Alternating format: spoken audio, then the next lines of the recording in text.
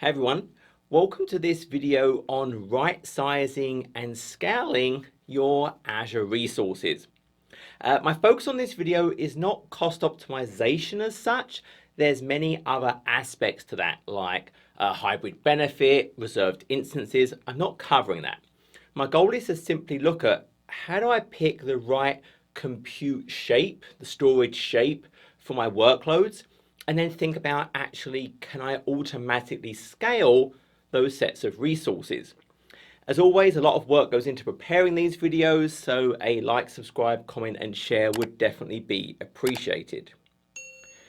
So my focus for this talk, I really want to break it down into thinking about, well, what is the shape of my work?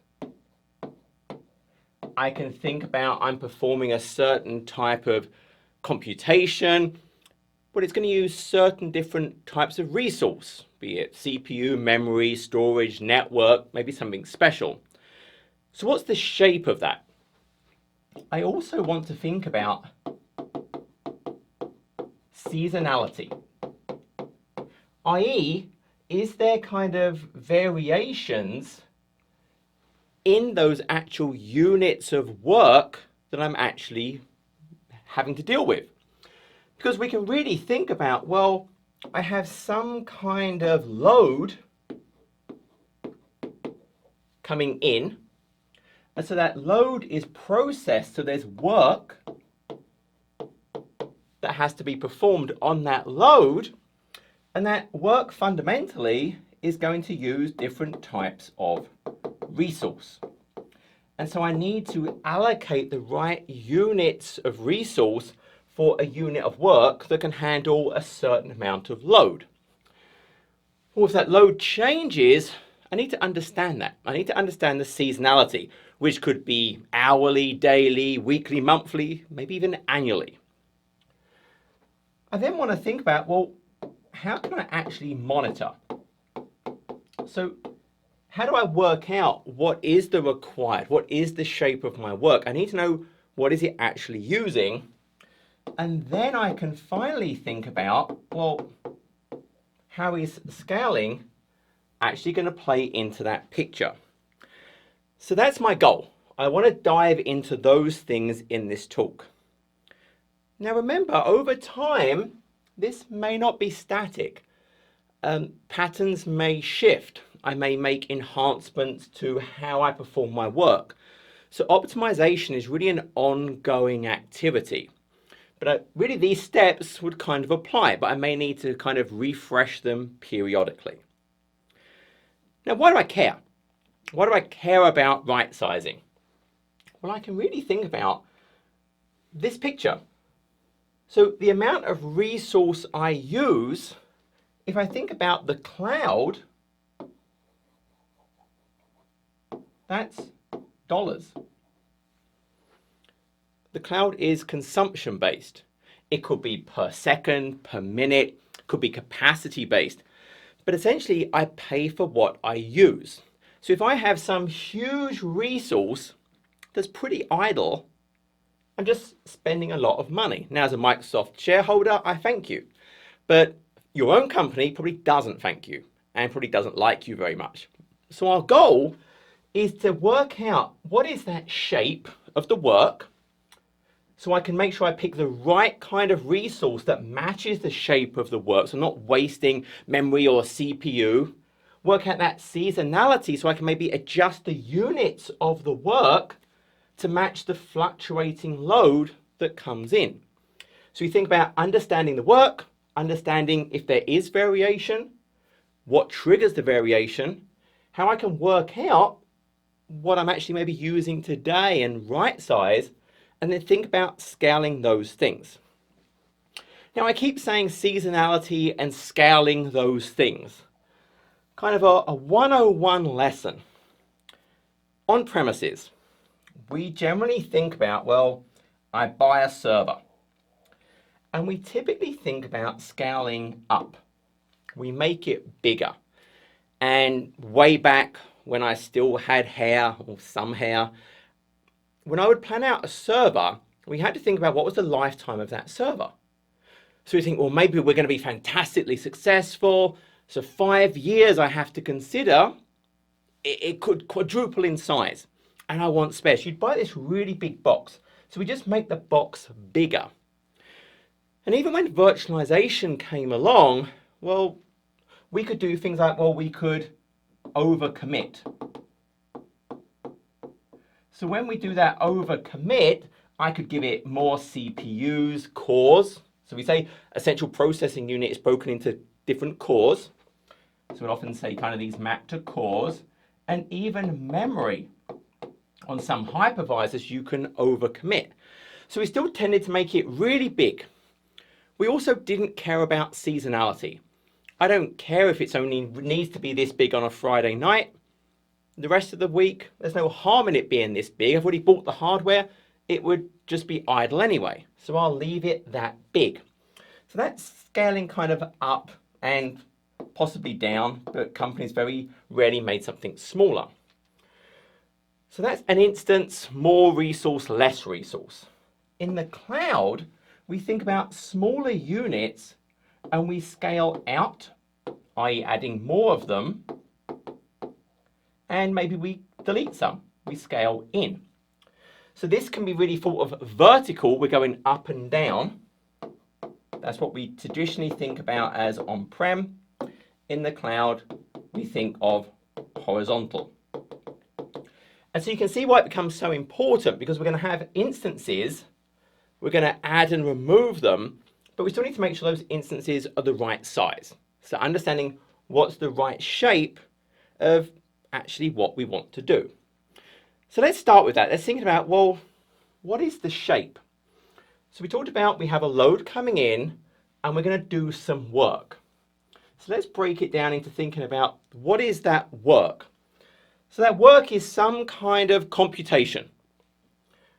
It's going to vary greatly depending on what we're doing. But if we think about, well, that work is doing something and it's going to rely on different types of resource. Now that resource could be CPU. Now there are different dimensions to CPU. I can think about things like, well, there's the number of cores or virtual CPUs.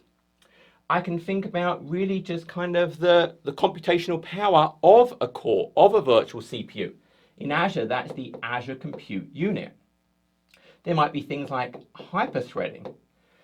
Now I'm talking about numbers of cores. Hopefully your workload is multi-threaded and will use more than one core. If it doesn't use more than one core, we're kind of in a problem scenario anyway. Then I can think about, well, amount of memory it uses for a given batch of work. I can think about network bandwidth. And these are all measured in different units. This could just be megabytes, and that's a number of cores. This could be kind of a type of processor and a frequency, a hertz. This is probably things like megabits per second. And then we have storage. Now storage itself has different aspects to it. Yes, there's obvious ones like capacity, how much I want to store. Then I think about IOPS, input output operations per second. So that's doing a certain operation of a certain size. Well, based on the number of operations and the size of that operation, we're actually going to get a throughput as well. And that might be measured in something like megabytes per second. And it's important to understand these are kind of the key things that are going to drive the shape. Now there may be other aspects. It might be used as a GPU, CUDA cores. This storage might drive me to need something special. But fundamentally I think about I have to understand my unit of work and it's going to give me a certain shape. Now if I only cared about CPU number of cores and memory and maybe IOPS, it would be really easy to show that as a cube.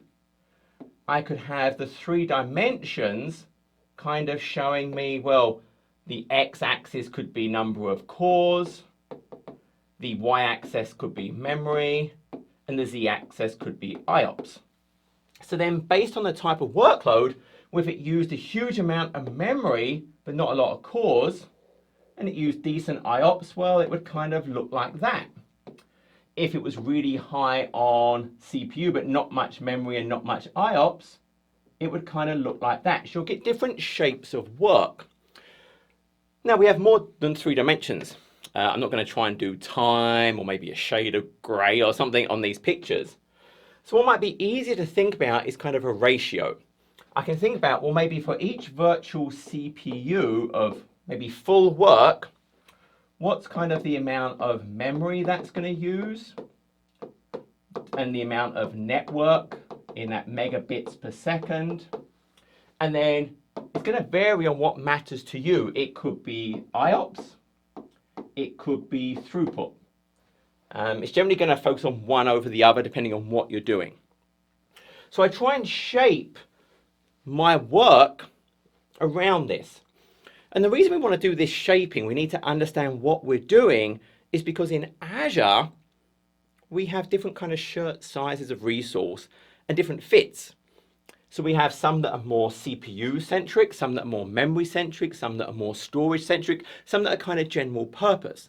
We want to make sure we can pick the right SKU, kind of that type of optimization based on the work we're actually doing.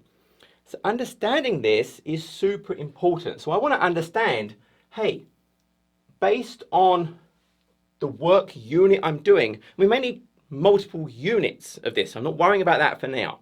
I just want to understand what is the shape of a unit of work. Now realize your application may be multi-tiered. I'm drawing kind of this as one unit of work, but this is kind of the shape of a particular tier. I might be a 3-tiered application. I might, for example, have kind of a web front end that talks to some middle tier, that talks to a back-end kind of database. And I'll have a different shape for each of those. The same way I could have a different technology to power each of those tiers. For example, this back-end database could be a PaaS database solution. My middle tier could be AKS. This could be an app service plan. I can have different solutions for the different tiers in my application. The shape may completely vary between them as well. My middle tier could be heavily computationally based. So if you think about those 3 dimensions, it might not use much memory, might not use much IOPS, but it needs a lot of cores. Remember, that's kind of that dimension. My back-end database, well, it may not actually use much CPU, but it uses a lot of memory, and actually it's using maybe a lot of throughput. So I can kind of have this kind of shape. My web front end might be kind of standard across them. It's just a general purposey shape. So I want to understand those aspects for each of the different tiers I have in my application. So I can measure this. Now ideally, I want to measure this if it's something that I'm moving from on-premises to the cloud. I want to measure it before I move it. Again, nearly everything on-prem is heavily over-resourced. You've over-provisioned it because who cares? I could over-commit all of the resources. We'd already bought the server. I don't want to deal with it. I know it works. Great. I'm not going to touch it. I know it works. I don't want to just take that as is and move it to the cloud. So let's do that analysis, work out the shapes, what is the work it's doing, so I can then help work out the right kind of resource to actually use in the cloud. If it's a brand new application that I'm designing, hey, I may not know the shape at first. I may need to actually get it in there. Now I can have some idea based on, is it a database? It's probably got to be memory and kind of throughput or IOPS based. But I may have to tweak it. But in that dev test, when I start doing some load testing, I'll quickly see, well, what is the type of resource? I'll be able to work out what is the shape of that particular type of resource. Now, I want to actually bring something up now. And it's why don't people right size? Why, if I know on premises, my application is running at 5% CPU, memory, it's not using anything. But I'm going to move to the cloud, I'm not going to change it. Even though I know it's super over provisioned. Why would I move it as is? And it fundamentally comes down to risk. As human beings, we have motivators in life. And for most of us at work, our primary motivator is not getting fired. We have this strong desire to eat and have a roof over our heads. And anytime we change something, we introduce risk. I had an opportunity to talk to kind of a senior executive at Microsoft once. It was when I was writing a book about Hyper-V. And I was like, why are companies so resistant to go from, at this time, VMware to Hyper-V? What's that objection? They're going to save money. And it was super interesting. What he basically said is, as a CTO, the people who make these decisions, anytime they make a change, if it goes wrong, they get fired. And so for the most part, a lot of CTOs, their driving force is to not change things if they can help it. It's why you'll see companies are still paying for like really expensive solutions, because they work. And to upset that, they are taking on a risk. If I right-size something and I do it wrong, I make it too small, and now it doesn't perform, and it affects the business, I get in a whole bunch of trouble. So my real motivation is to just keep things running and not introduce myself to the possibility of getting fired and having to leave the industry in disgrace.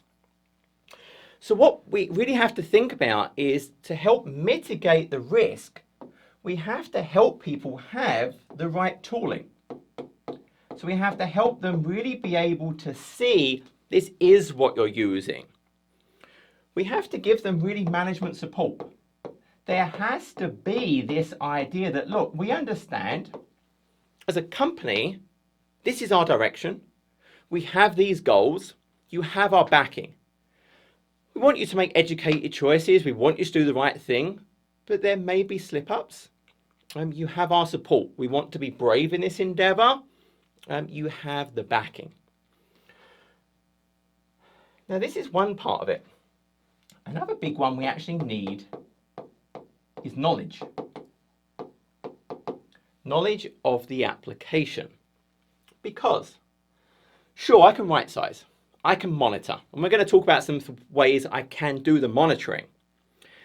But here's the issue. What's the seasonality? So great, I can work out the shape of the work for each of my tiers.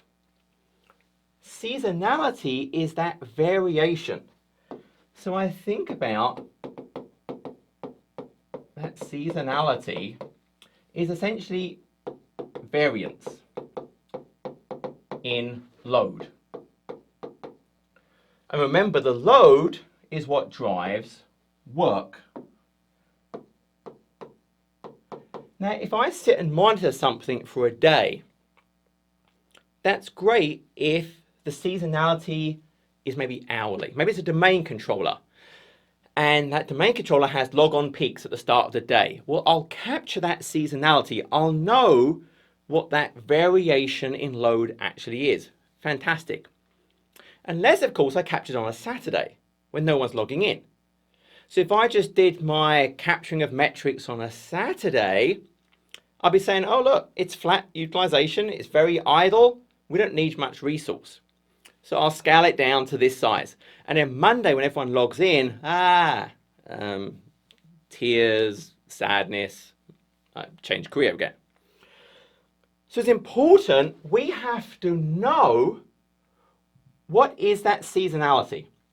So that knowledge is really only going to come from the app owner, the business owner. Because I have to understand that. And again, it could be hourly, daily, weekly, monthly, annually. My software might do tax returns. So it's going to get a big peak once a year. I might be a sales site, and hey, I get super busy at the new phone launch. As an IT person, maybe helping with the monitoring, I have zero clue of that type of thing. I have to get that insight from the app, the business owner. So I'll say app, but it's also kind of the business. They're going to know those things. So I need to understand what is that variation in load. This is critical. I have to understand when is the variation. And ideally, I want to do that monitoring during one of those periods. Now, it may not be possible, and it's not the end of the world, because as long as we get the scaling correct, for the most part, we can react to it, especially in the cloud. On premises, it's a bigger deal, because remember, on premise, we had that finite amount of resource over here. So if I didn't get that peak right, the box is only yay big. If I missed the peak, I can't get any bigger. In the cloud, it's pretty much infinite. So if I get the scaling correct, there's pretty much no limit to what I could actually scale to. So I work out the seasonality. I get that idea, be it hourly, daily, weekly, whatever this is. I have some idea of that seasonality, what it is, when it works. So we know the seasonality and we know the shape. Great, I've kind of got these things worked out. Now the other thing I do have to consider is, based on that seasonality, what is kind of the low point in that seasonality? And what's kind of the average? I kind of look at those things, because based on kind of the low point, maybe based on the average and the peaks, this is going to be the number of those units of work. Again, I'm thinking about, I'm going to horizontally scale in and out, but I still have to have a unit that I'm scaling. So I think about, well, kind of, I have this idea of kind of a minimum, maybe an average, and a max. So that minimum point, do I have just one unit of work? No, I probably don't want that, because I have to still think about resilience. If I have one unit, things fail. If I want to be able to get SLAs around availability sets or availability zones, I still want to be thinking about, well, minimum of 2, maybe 3. If I'm active in multiple regions, well, then I'm going to have maybe 2 or 3 per region. So I work out what is that lowest unit of work, and then divide it by 4 to work out, well, what is an actual work unit for me? Does that make sense? If I know, hey, I need 12 CPUs to do the work, well, if I'm going to have 4 instances even at the minimum time, my unit of work would be something with, let's say, 4 virtual CPUs in this case, divide by 4, and there isn't one with 3. And then I can work out, well, what's the max? Well, my max, maybe I would need 18 units of work or 4 units of work for the average. I just work these things out based on those variances in the load. I've worked out the shape. I can work out what's triggering. Make sure I have some headroom. I don't want these two to be running at maybe 100%. It will just scale automatically, because you're going to have rules in that are going to have something that will trigger the scale. So I still need to think about those things. Now, when we think about scale, something has to trigger the scale. I understand the shape of my work. And I know, for example, well, really, it's a big push is maybe on CPU cores, or maybe it's based on memory.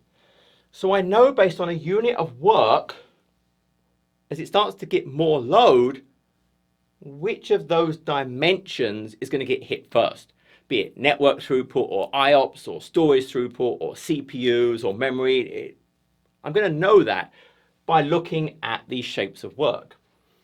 And so if I start to think about, well, these variances in load, I can then start to think about scale.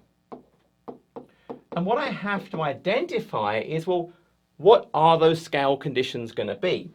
I can have things like a schedule. This can be useful, for example, if I know there's going to be a big event, rather than wait for it to start hitting my workload, there's going to be a delay. Scale actions are not automatic. If it's got to create maybe new VMs as part of the VM scale set, or Azure Kubernetes service as part of those cluster units, or an app, so it's still going to take time. So maybe I can preempt it. I know it's going to be busy at this time. Or I can scale based on metrics. In this case, well, I could say, hey, I know it's CPU bound. That's going to hit first in any unit of work. Or maybe it's memory. Or maybe it's something different. Maybe the way my shape works is it actually goes and grabs items off of a service bus or a queue. So maybe it's just some kind of queue depth, for example. And there's many different elements I can actually use. But I need to work out, well, what are those metrics that are going to drive both scale out, but also when they drop below certain values, it's just as important to scale back in to reduce the number of instances and therefore save me money. Now, on top of these things, I still want to think about minimum and maximum values. Minimum, remember, is super important, so I keep resiliency. I don't want to drop to 1 particularly. Maximum, because, well, it still costs me money. I'm still scaling up. There's always, if I throw infinite load at something, there's always going to be a bottleneck. Something will bottleneck, be it CPU or memory or IOPS or network. The point is to get the number of instances to meet what is acceptable to us. Nothing's going to maybe finish instantly. I don't need that. I need it to respond in a certain amount of time to maybe meet some kind of timing requirement, maybe to keep my customers okay.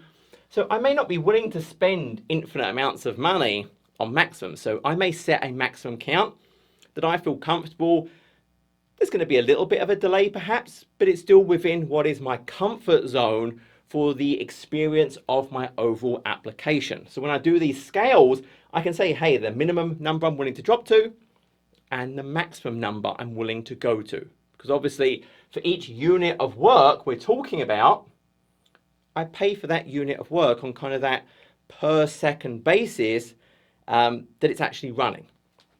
And again, when we think about these metrics, I'm typically not going to wait till it's 100%. I probably have some kind of headroom I want to build into there so that, hey, maybe my memory would be, well, when it hits above 70% for more than a minute, that would be my trigger to scale out. And then maybe if it drops below 30%, then I'll scale in. And you'll have a cooldown because it takes time to do those actions.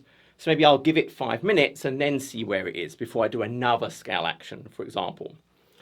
So understanding the shape, the seasonality, and then what would actually drive me to add and remove units of my actual workload.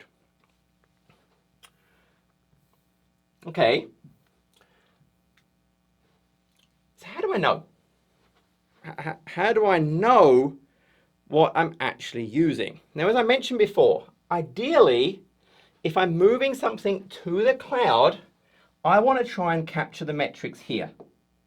Let's look at what it's actually using in terms of CPU, of memory, of network throughput, of IOPS, of storage throughput, capacity. I really would like to get all of those things here. There's nothing magical about the cloud. Resource is resource. If I'm using a certain combination of CPU, memory, network, storage on-prem, it's not going to change when I move to the cloud. It's not going to change radically. If I'm moving as is, it's going to have the same shape.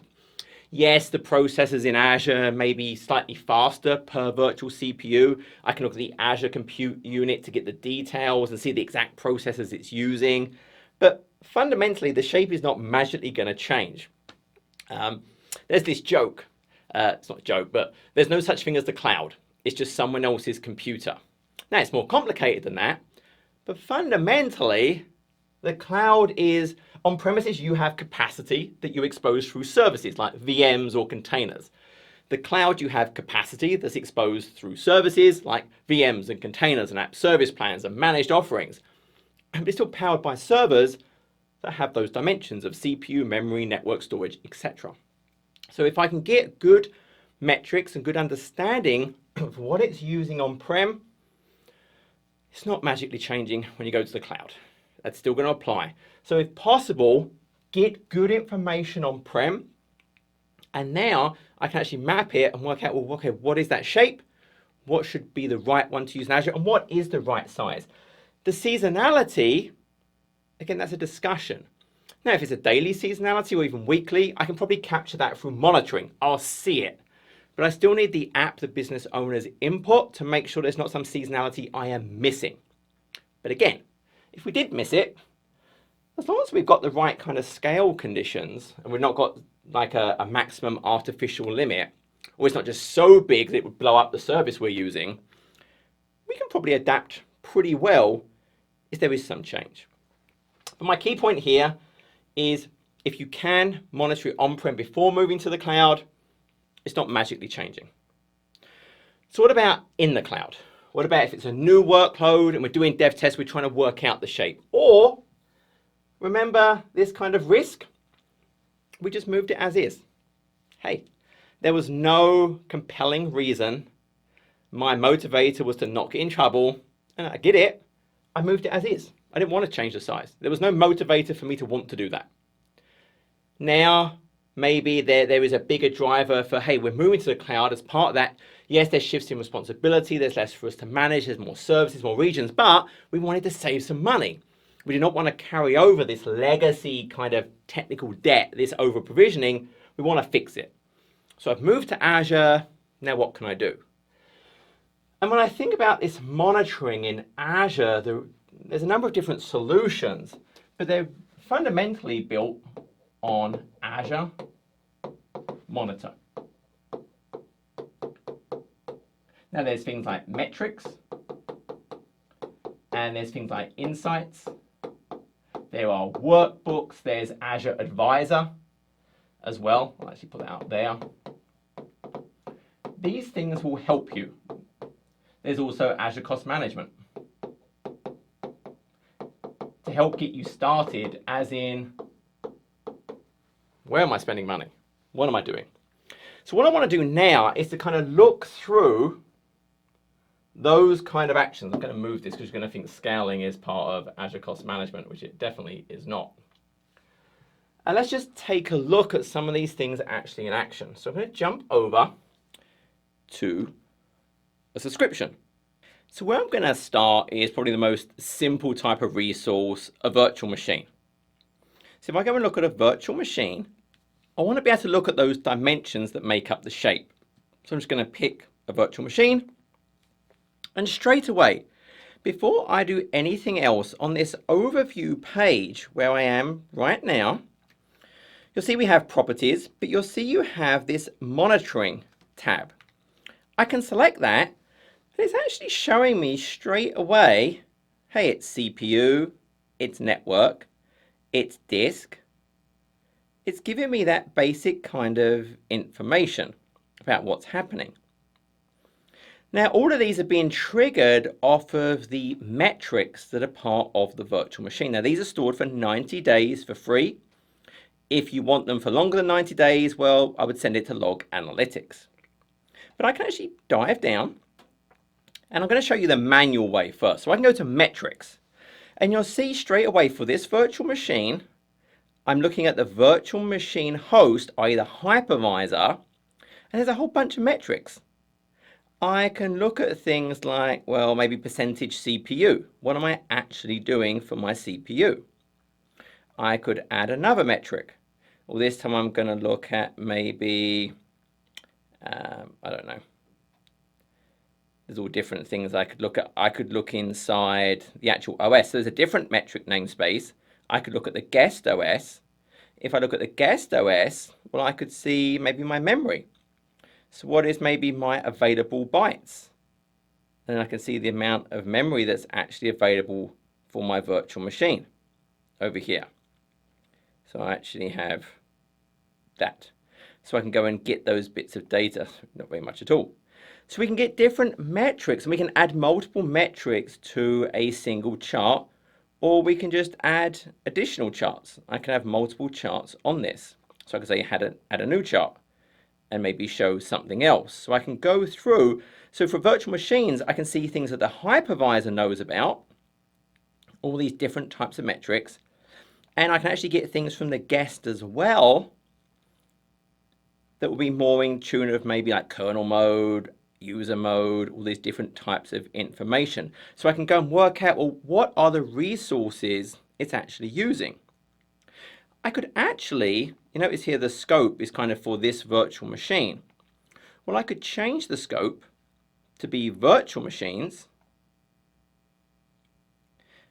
And what I could actually do is pick a certain location.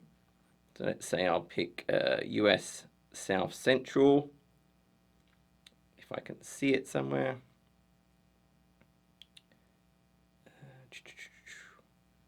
It's scrolling too fast, I can't actually see it. And so, anyway, South Central US, there we go. So I can pick a type and a region, and I'll just say everything in that resource group. So now I could select a certain metric. So let's say, for example, I will pick, once again, that percentage CPU. So now I can see the CPU use of multiple virtual machines in this single chart. So I can actually kind of mix multiple resources into one picture. And again, as I talked about, kind of it's showing me, you can see here by default 24 hours, but it keeps 90 days. So I could say, hey, look, there's the last 30 days. And if I wanted, I could even do kind of custom and go back up to 90 days. Now, yes, I can go back 90 days. So let's go back to over here. But what you're going to see is you're going to say John's lying because it's only showing me 30 days. And it's because of the way the API calls work. It only returns 30 days of data. But if I change that time to now be a 30-day window,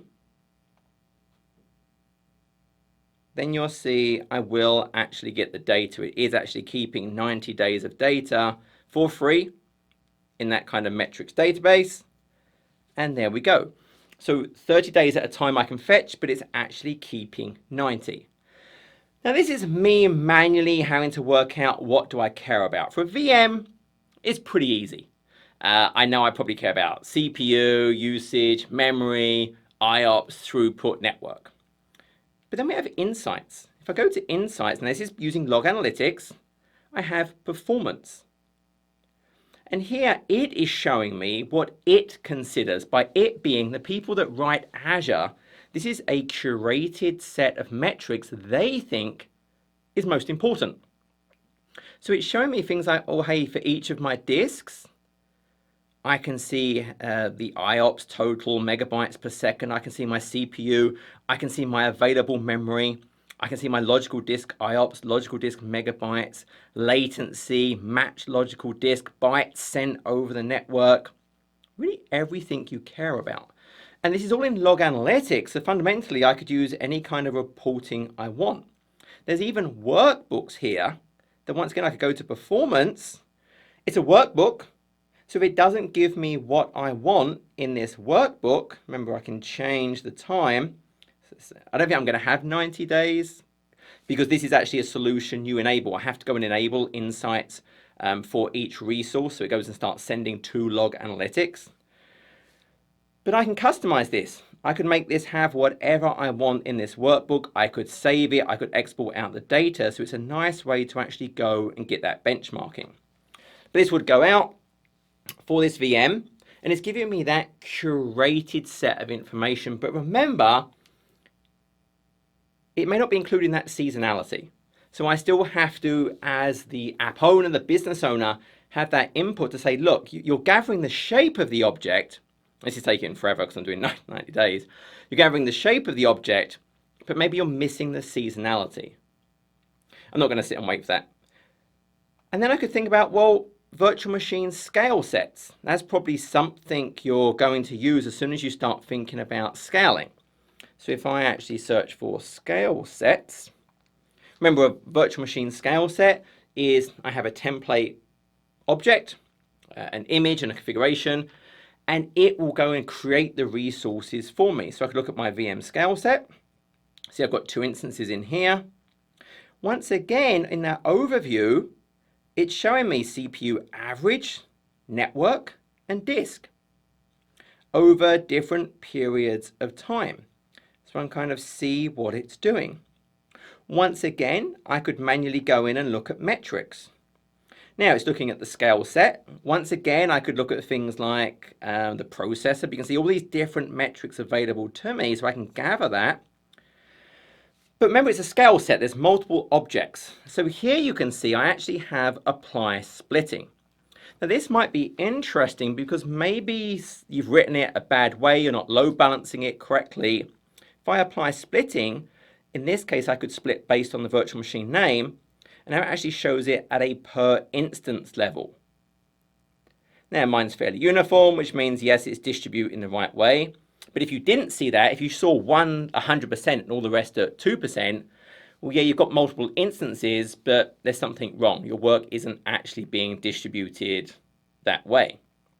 But once again, I have insights. I have that curated view, which is really going to be the better way to go about seeing what actually matters to me. Let's try to go back into that again. It's going slow today.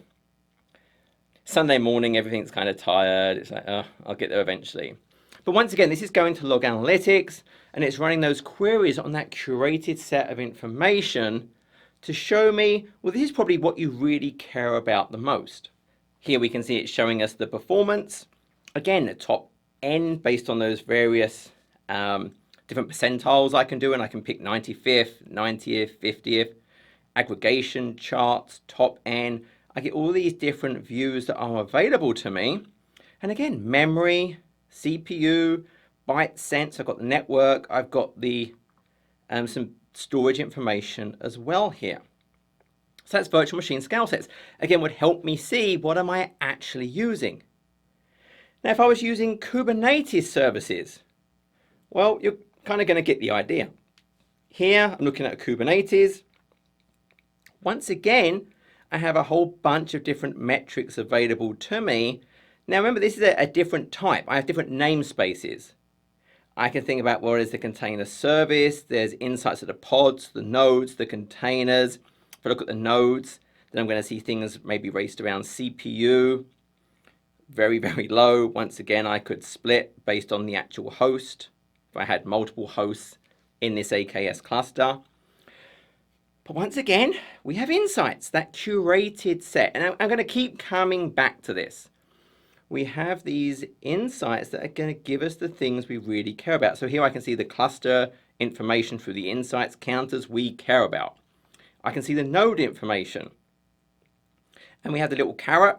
We can expand any of these out to get more detailed information about the different aspects, in this case, of the workloads, things like the pods running inside those actual nodes. So I can get phenomenal levels of insight.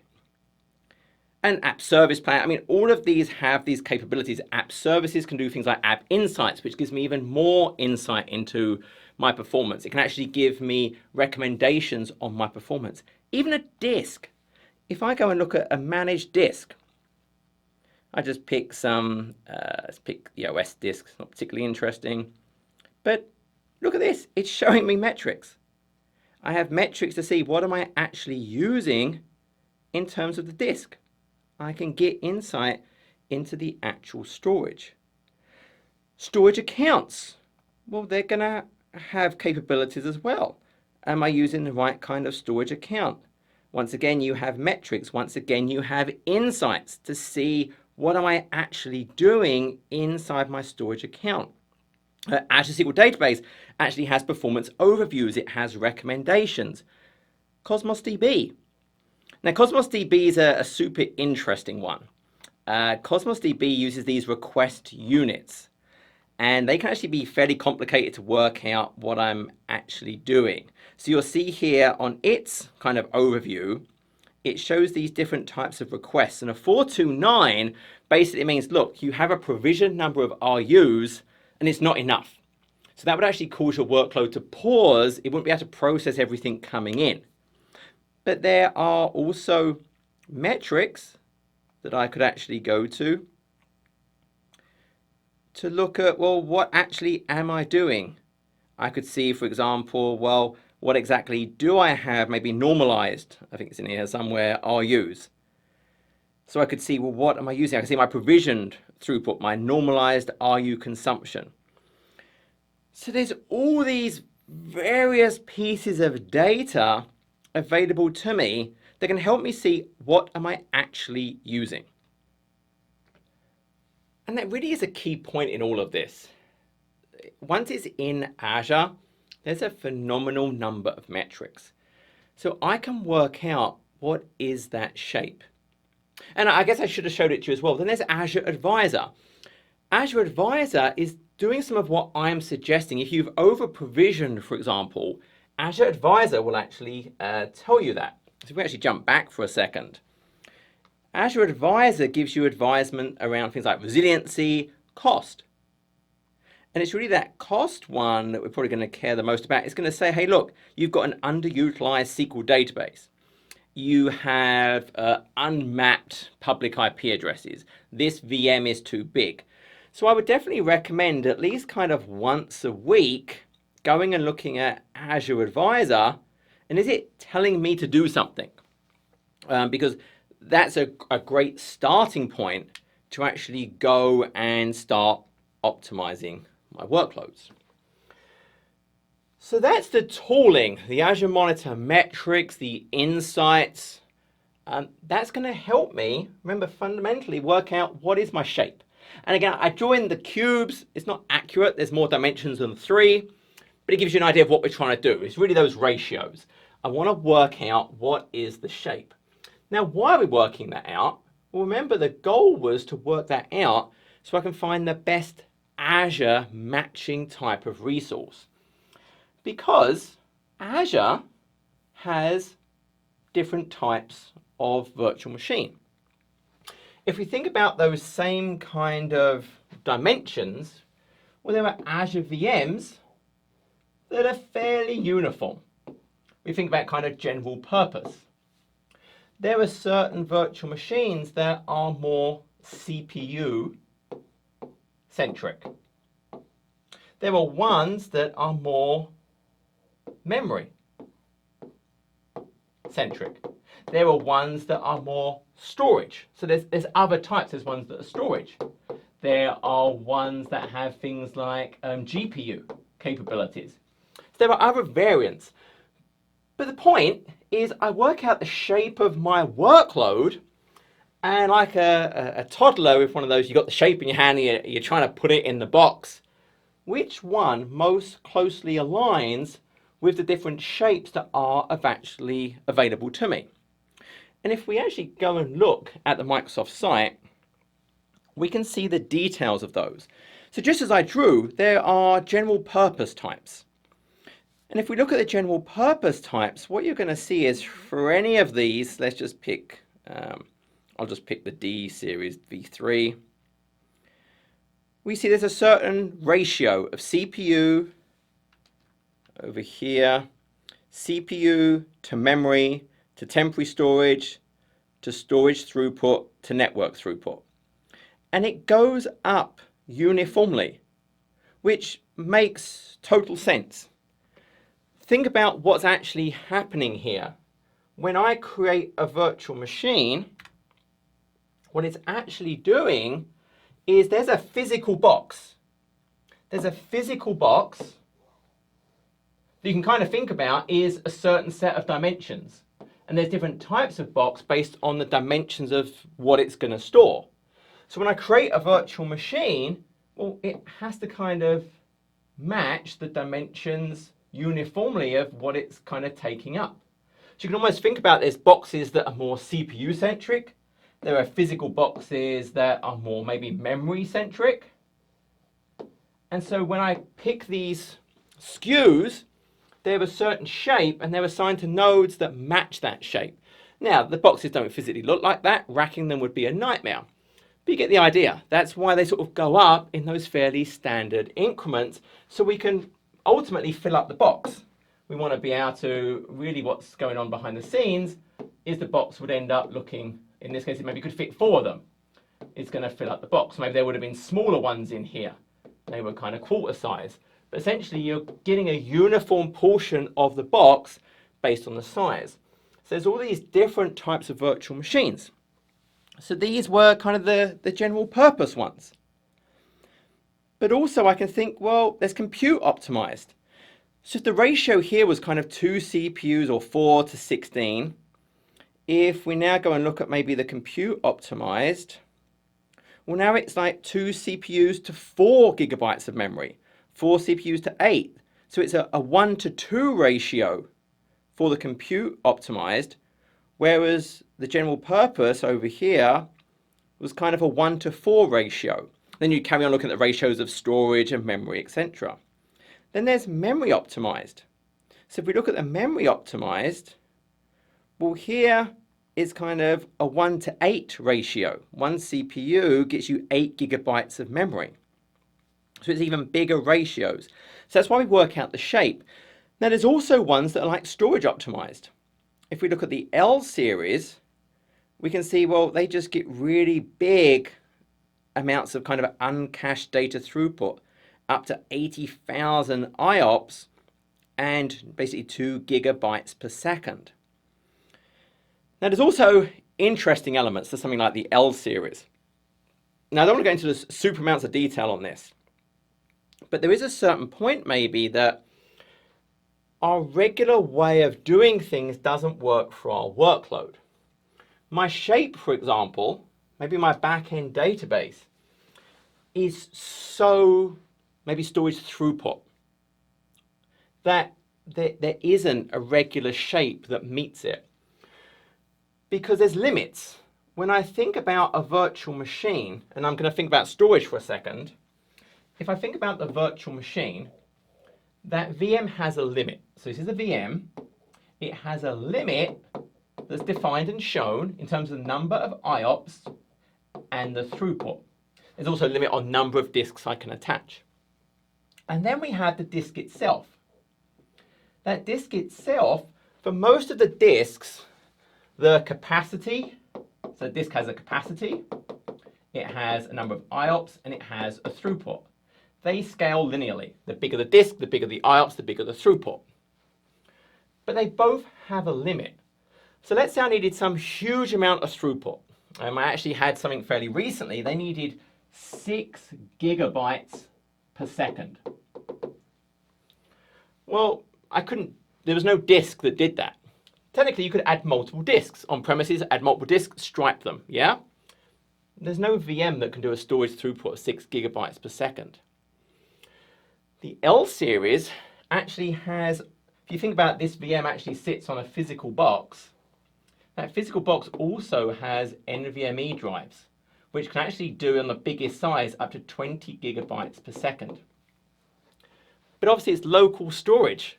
It's not durable like regular Azure storage where there's 3 copies of it, etc. It's sitting on that node. But I can do these massive amounts of throughput.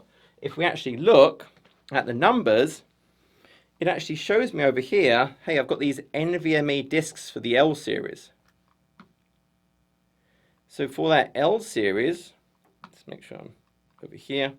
Yeah, for this L series, I get these number of NVMe disks, and I can do these massive amounts of performance, 20 gigabytes per second, 3.8 million IOPS, but it's on that local disk. So if I was actually going to use that to meet my requirement, I would now have to, in software somewhere, really have another VM, maybe with local storage, again, another L series, or it could be something else, and now they're going to have to replicate in the app. So there's multiple copies of the data on the node. And then if it got deprovisioned, I have to have something to repopulate that local cache with. Now, maybe the workload is 90% read, 10% writes. So this doesn't have to be an L, it could be an E series or something with a regular managed disk, because the changes are actually fairly small, it's mostly read. And that's a way more complicated topic. The point is, I need to understand those things. I need to understand that so I can pick the right type of virtual machine and then even architect around it. Again, that's more complicated, but realize there's all these different types of virtual machines, so I can do this. But my point is, find the virtual machine SKU that meets the shape. That's the first part. Is it general purpose? Is it CPU? Is it memory? Is it storage? One of those. I find the shape. Once I find the shape, I then go back to that, well, what is my unit of work? What is the size of each unit? Well, then I can pick the actual size within that particular type of virtual machine that meets how I want to be able to scale it. So I do those different things that's going to give me, ultimately, what is my virtual machine size? If I was, for example, hey, memory optimized, and I work out my shape, and I work out, well, okay, it's the E4v3. That's what I would scale. That's the right unit for me, that I would have 2 at minimum, so I've got my resiliency still, and then I would add and remove whatever. Now remember, we're doing this to right size because ultimately it means it's going to save us money. There might be another dimension to your cost. Now in Azure, yes, there's the dimension of the compute. There might be stamp fees for certain things like the ACE, App Service Environment before v3, the Azure Kubernetes Service if I pay for the SLA Uptime Management Cluster. But there may be other things. Like in this case, maybe this is actually running a third-party database or something. So there may actually be kind of a software cost as well. And maybe that software is based on number of virtual CPUs. And the reality is I may not be able to get the shape I actually exactly want. My workload may be such that really I need almost no CPU power. But I need a lot of memory and maybe a lot of IOPS, for example. Maybe it's something like that. Now, I can't maybe get that close. Maybe the closest VM I can get maybe looks like that. So it's actually more CPUs than I actually want, but it matches the other dimensions. It does the rest of what I need. And I get as close as I can. But essentially at this point, if they're charging me per core for the software, well, I've got double the cores. I'm spending a bunch of money for resources I'm not even using. So what you'll actually see is for the memory constrained, there's actually a set of virtual machines called constrained virtual CPUs. And what these actually have, and you can kind of see this, it hides a number of the virtual CPUs from the actual OS. You still pay the same. Here it's showing me, for example, hey, look, the M8-4MS, you get 4 virtual CPUs. Then you're going to pay the same as the M8MS. I suspect the M8 has 8 virtual CPUs, but it's going to hide 4.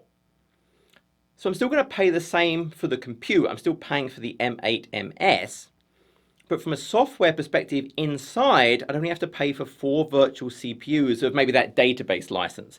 It would save me money there.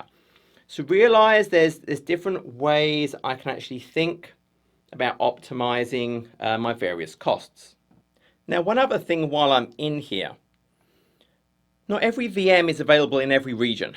Now you can go and look at the Azure kind of services page and see, but there may even be more detail required than that. Maybe I care about, well, do they all support maybe availability zones? So what I can actually do from PowerShell, I'll actually just show this super quickly. I can find out, well, what SKUs are available per region. So if I clear that, if I do a get, and I'm opening up the Cloud Shell, remember the Cloud Shell, let me just type this. The Cloud Shell is available up here, and I can come up there, click in the Cloud Shell, and I can pick PowerShell or Bash. But what I could say is, well, I only care where the locations equal, let's say, East US 2. And what this will show me is all of the compute resource types that are available in that region, but it will also show me what zones they're available in. So I can check, well, does it meet my availability zone requirements? So here I can see all the different SKUs that are available. Some of them are not available for me, but I can see, hey, the ones that are available in AZ 3, 2, and 1. So that's good. I know I could kind of go and use those, and it gives me that information. So that can be kind of a useful thing for me to really just go and check. So it's a nice way of doing that. Now, I may pick the wrong one. I may do some planning, and it turns out maybe my unit of work was too small or too big or just the wrong shape. I got it wrong. I can change them. Now, to change it, you kind of have to shut it down and restart it. Things like virtual machine scale sets let you change it. I can do that.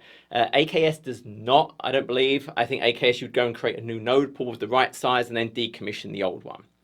It will shut down and restart. So there'll be downtime if it's like regular virtual machines. But technically, I can change the type of virtual machine. Just you're going to hit some downtime. And obviously, as soon as you deprovision from the fabric, I lose any temporary storage. Now, I said NVMe here, but nearly all VMs also have kind of a temp drive. As soon as I deallocate, I'll lose the contents of that temp drive. Hopefully, there's nothing you care about anyway on that. Before I get into kind of scaling detail, when I'm picking my VM, some of them actually, there are certain burst capabilities. Now, I drew this idea of kind of the VM and the disk. And I talked about, well, the VM, there's actually a B series virtual machine. So a B series is burstable. So I get a certain amount of base CPU. You can imagine maybe on that B series, my base amount is maybe 10% of however many CPUs it's 2, 4, whatever. But if I'm using less than that, I actually start to accrue credit. And I actually start off with a bucket of credit. But let's say we're accruing credit. And it will then let me burst up if I need to. And it would start consuming that bucket of credit that I had accrued. So the B series might be useful if you have these fairly small windows of burst. I may not even need to necessarily do a huge amount of scaling. I might be able to handle it with like the B series. Now you get that base amount. It guarantees you double that will always be available. So if I'm provisioned at 10%, always 20% would be available if I had the credits. Realistically, they over-resource these things so much, I've never actually heard of not being able to burst to 100%. But be advised that could technically happen. Storage as well. Now I mentioned it's fairly linear how the storage works. But even things like the premium SSDs now have a bursting capability. If I actually go and look at the premium disks, let's take a look at this. If I look at the premium SSD over here, you'll notice for the P20 and below, we have this burst ability. So I get provision. So again, I don't just pick the shape and size of my compute, I pick the shape and size of my disk. What is the capacity? What is the IOPS? What is the throughput? And you can see they vary based on the different types of disk. But for those premium disks, I can actually burst up to higher IOPS and throughput for up to 30 minutes. But outside of that, if I need bigger, then there's all these different SKUs. But notice the numbers go up fairly linearly. Bigger the disk, the bigger the IOPS, bigger the throughput. Really kind of the exception to that is the Ultra disk. With the Ultra disk, I have independent dials for capacity, IOPS, and throughput, and I can change them dynamically while it's actually running. So I could actually change, hey, I only need a 1 terabyte disk, but I want 160,000 IOPS or 2 gigabytes per second. And you can see here, even that's 2 gigabytes. I'd need 3 of those to hit my 6 gigabytes per second if there was even a VM big enough to handle it. But you can see I also have kind of the premium SSD, standard SSD, again, lower performance, not provisioned, so not guaranteed, and then standard hard disk drive. So you have those different sizes of disk as well. Now, the Ultra, I can change those dials individually. But even now for premium disks, if I can deallocate it, disconnect it from the VM, I can hot swap, hot remove. But just for a regular disk now, if I pick one that I know is not connected, let's pick this one. Notice now I have size and performance. So you get a certain performance based on the provision capacity of the disk, but I can actually go up. I could actually say, well, I need a higher performance for a limited duration of time. It will not resize the disk. I'll start paying for a P40, but I'll now get 7,500 IOPS by changing the performance tier, and I would hit resize, I would now reconnect it or start the virtual machine. Every 12 hours, I'm allowed to degrade. So if I know there's going to be some maybe weekly or monthly, I needed a bigger amount of IOPS, but I didn't want to have to mess around with resizing the disk, I can now separately change the performance of the disk to actually meet my needs. And I'm not going to do that. Azure storage, premium files. also has burst capabilities as well. So that bursting might also give you some of that wiggle room. So don't forget about that. Don't forget, hey, I can actually do some performance changes on certain services. And also don't forget, some services I can just pause. Now, like virtual machines, I can stop them. If I stop the virtual machine, I stop paying the compute charge. Now, its OS disk and a data disk would still exist. I'd still be paying for those, but I'd stop paying for the compute. AKS clusters can now be paused. Certain types of database like the Azure Managed Database Flexible Server, SQL Serverless can be paused. That's very useful for development environments to save me money. So my point is, I'm picking the right size. I'm picking the right shape based on my work. And I've worked out what is the actual particular size of the instance based on that shape. I know the seasonality. I know how it's going to vary. I know what's going to trigger that. Maybe it's CPU or memory or queue depth. So I now know all of these different things. I've monitored it. I understand it. Now, how do I scale it? We've found out all of these things. A key point when I start thinking about auto scale is cattle. I'm not going to try and draw a cow. I tried to draw a cow once and it was a disaster. But if I'm going to think about auto scaling, the built-in auto scale rules are not doing a stop start. That is not what they do. What they do is a create delete. And that's important because something like a virtual machine scale set, when it scales in, it's deleting the instances. So you delete any state. When it scales out, it creates new ones. So when I write my workload, I really want to be aiming for stateless. I don't want state in the compute units that I'm auto scaling. We talked before about the idea, I drew it somewhere, that there might be kind of these multiple layers, remember? Ideally, if I think of state, my state should really be over here in this kind of back-end database. These things are likely going to auto-scale the most. Databases tend not to really auto-scale a huge amount. I possibly could, but these are probably going to be my biggest winners for auto-scale. I don't want state in these. These are cattle, okay? I want to be able to delete, create, delete, create, delete, create. So make sure in your architecture, I'm not putting state up here. I want it in that back-end database. That's what I'm going to protect and back up and durable. These I don't care about. I'll delete, create them however I want. Because also the benefit there is if I take that approach of create, delete, I stop paying for the disks as well. Stop, start, I stop paying for the compute, but I'm still paying for the disks, which may actually be fairly expensive. Create, delete, it's deleting, creating them. And I'm not starting from a blank VM, remember, be it virtual machine scale sets or AKS. AKS uses VM scale sets or app service plans. I give it a template. For VM scale sets, it's a gold image with the content and a configuration to declaratively apply. I can run scripts to bring it up to whatever configuration I need. Kubernetes cluster, I don't do that stuff. I care about the pods, which are running the container images that I tell it to via a YAML declarative file. App service plans, I just say, here's my code. So I don't care about any of that stuff. They're cattle. I'm not thinking about any of that. It's not long-lived. They can get deleted. I do not care.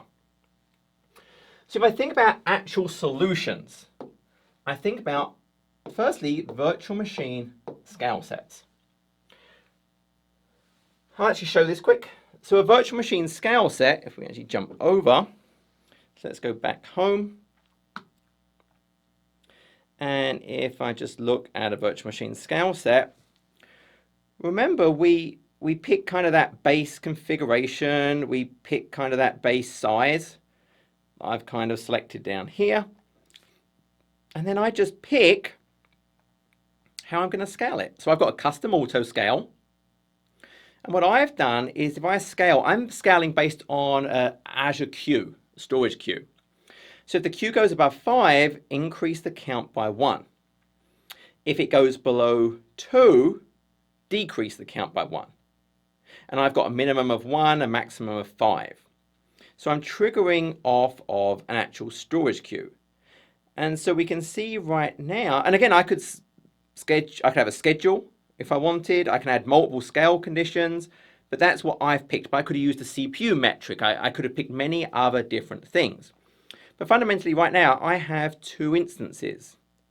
Now, just super quick, I guess, while I'm here, if I actually looked at my queue, so I'll go to my Storage Explorer in the portal and look at that queue, I can see I've got 6 messages. That's what made it go from 1 to 2. And I could just start dequeuing messages. So remember, if it's less than 2, that's an average. So less than 2, I'll actually get it down to 2. So 2 instances, so less than 2. If there was 4 instances, I'd need kind of less than 8. So it's those numbers based on the number of instances you have. But now I just have 2 left. So that's definitely less than 2 per instance. So at that point, what I should start to see fairly quickly is it would actually start to reduce. If I go back to my scale set, and look at my instances, what I would see at some point, and again, it can take up sort of 30, 60 seconds, I would start to see one of these, there it is, it's deleting. So it's deleting that because what it's monitoring has actually gone down. And then it's going to have a cooldown. I could go and add messages to it, and it would scale back up again. But it is deleting and recreating. So it's not stopping it, it's actually deleting it. Now, if it was Azure Kubernetes service, it also has auto scale. Now, this is built on virtual machine scale sets. You'll actually notice if I jump back for a second to my scale sets, there are my AKS node pools. Now, AKS does let you pause. So I've actually paused this one, this middle one, which is why you see an instance of 0. Even the default pool has 0 in it because I paused it. That's good for test dev. I never, ever, ever change an AKS configuration from within VM scale sets. They're incompatible APIs. I can do things here like resize that will break AKS. AKS scale is done through the AKS API. As you see, my VMSS is showing me it's going from 2 to 1, which is kind of cool. But my AKS can also auto scale. Now, it's going to auto scale based on really a different configuration. So once again in here, I have my node pools. And right now I have 2 within my configuration. So for AKS, there's actually a cluster autoscaler. So VMSS is based on metrics. I have AKS. So AKS is going to really scale based on pod scheduling. I.e., if there were pods that are created, pods, remember, run the container instances. If there were pods that can't get scheduled because the nodes are full, the cluster autoscaler, so that's the cluster autoscaler, will burst into life and create a new node, if I configure that.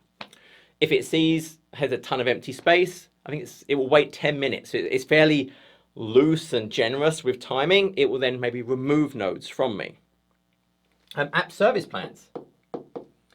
If it's the, standard, premium, and isolated, that has auto scale capabilities. I can actually go and check on the website, make sure my notes are right on that. But if we look at app service plans and we take a look, we can see, hey, auto scale, yep, is supported for standard, premium, and isolated.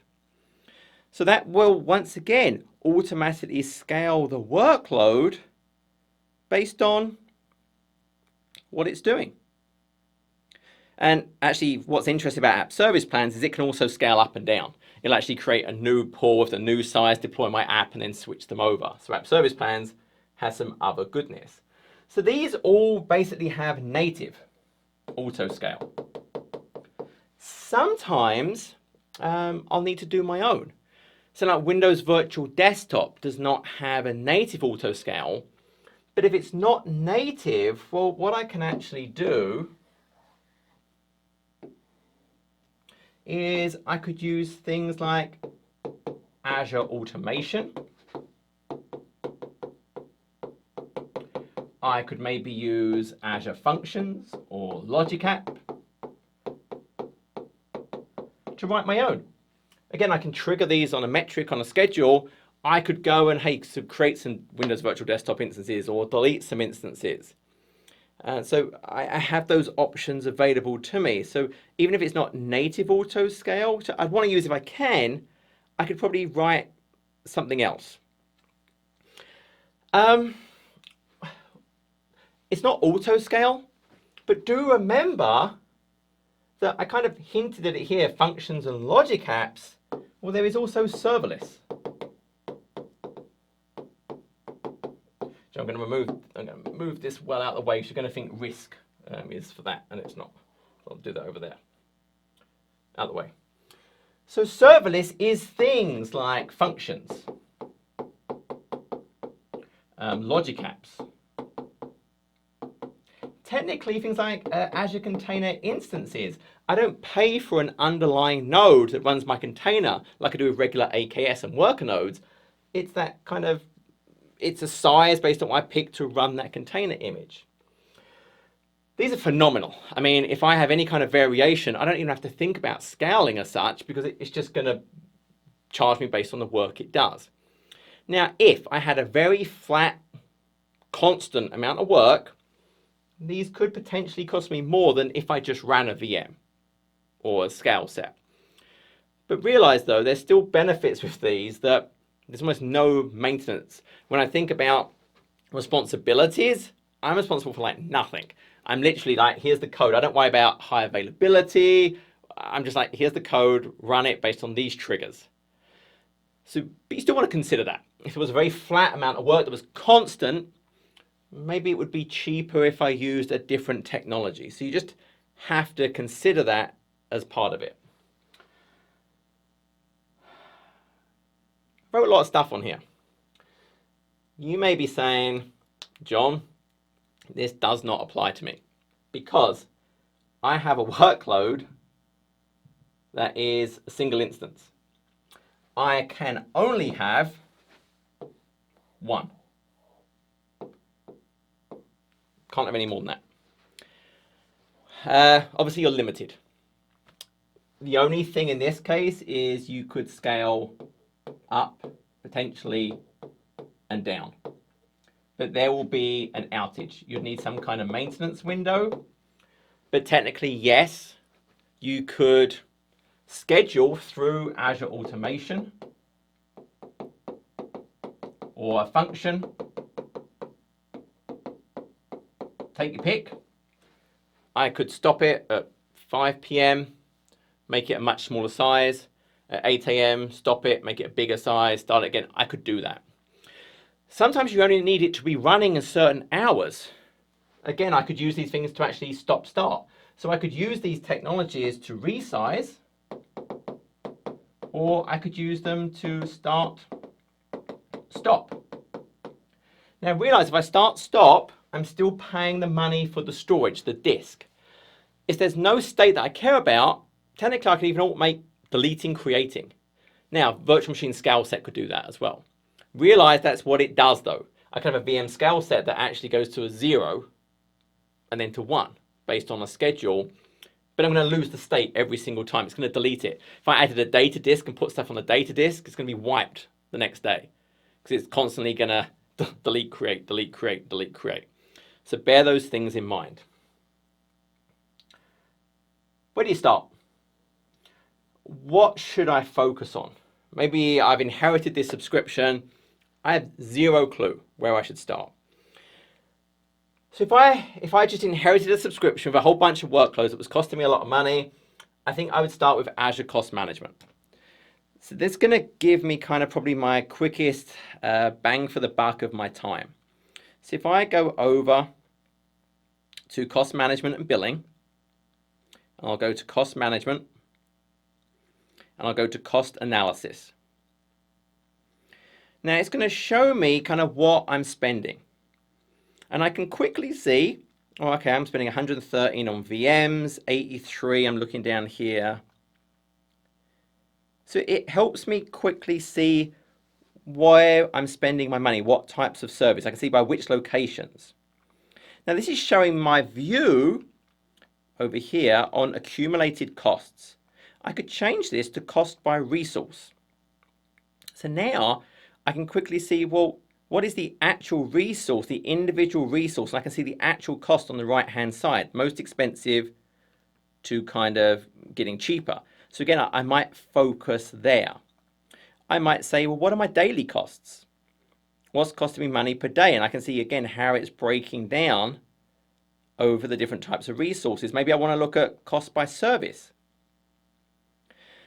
So these are all ways where I'm thinking about, well, how do I get started if I really don't know maybe where I'm spending the most money. I think this is a good place to start. Look at these various types of views to quickly see where am I spending money, and I would focus on that. I would also use Advisor. Definitely look at cost, look at performance. Those are two big things that help me think about how I could optimize my workloads. Remember, sometimes it's more than just the individual compute or the disk. There might be stamp fees, there's management.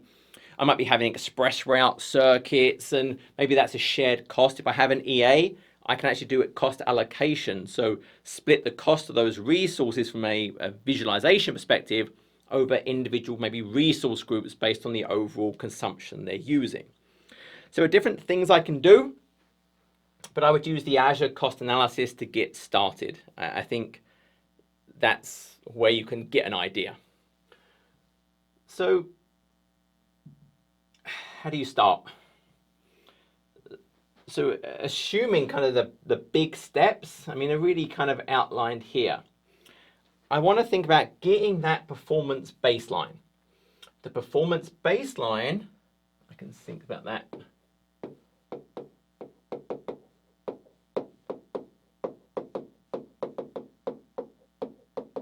That's going to help me understand the shape of my work. Find out the seasonality. I need to know where the variation is. Identify, well, based on the shape of the work, what is the key types of resource? What is the shape of the different tiers? What are those minimum and maximums that I'm even allowed to do kind of those scale based on? So we talked about, hey, based on that seasonality, what's the minimum, what's the maximum, what makes sense for the actual size of those units of work. So I can always have two, so I still have resilience, and then I can grow in and out as required. Understand the triggers. What part of the seasonality is going to hit what dimension of that unit of work? Is it the CPU? Is it memory? Is it IOPS? Is it network? Is it a queue depth? Is it a bus? Work that out. Is it a schedule? What's going to trigger me to need to scale out and in again? I need to know those things. So I need to plan for doing this work, the resizing work, the configuration efforts. And again, it is continuous. If you get this right, if you get the auto scale right, you're in pretty good shape.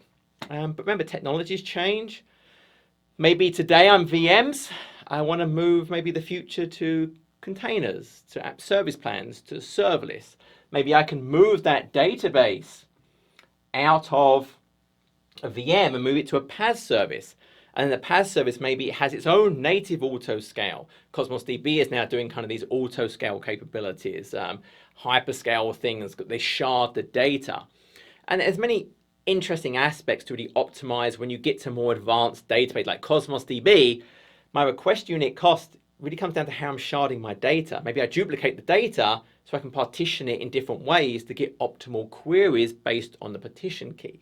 Advanced concept, but it can get that way as you start to get into deeper detail. That wasn't my point for this video. It was at 90%, which is typically going to be kind of the compute shape and the disk shape. So get the right shape for the VM, work out the right ways I can scale, use the right size disks, that matches the performance capacity, be it IOPS or throughput. And it's not going to get solved in a day, but look at that cost management to see maybe where I can get the most bang for the buck initially, and keep yourself some headroom in there. Again, this risk is not something to just ignore, but we can intelligently gather those metrics, see the work, get the right scale, test the auto scale is correct, that I've got the right metric to trigger. And I think you'll be in pretty good shape. So I hope this was useful. Again, my goal here was to just try and help think about, a lot of companies do have very over provisioned sets of resources because maybe they just living in the fear because they didn't have time, and maybe now is the time to actually go in and right size. So until next time, take care.